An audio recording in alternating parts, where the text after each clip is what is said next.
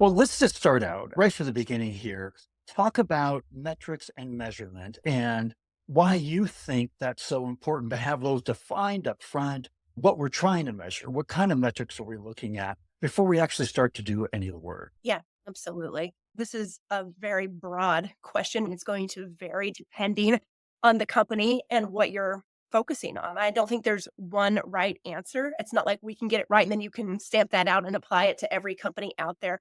But I could not agree more that you have got to start with the end goal in mind. You need to know what your North Star is.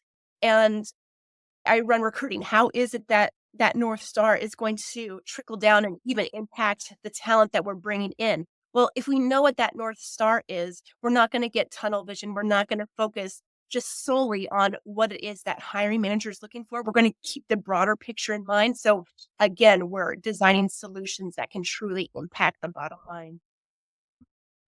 And that means that you're looking at data in the ways that we haven't in the past. Tell me a little bit about why data is important and how do you utilize it in running talent for the company? Absolutely.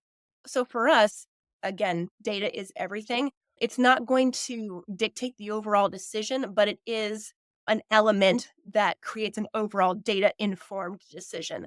And when it comes to talent strategy, we are capturing metrics at every stage of the game. We have metrics on our talent pipeline, metrics to even down to how long our candidates are in each stage of that pipeline. We have metrics when it comes to onboarding, what is truly moving the needle, and we're iterating on those every single day. I think one of the challenges that people, or mistakes rather, that people can get into is thinking that those metrics are static and not need to be iterated on. They need to be iterated on, they need to be visited often. We're coming together at a minimum quarterly to review all of our metrics. And again, figuring out what we need to tweak, what we need to lean into.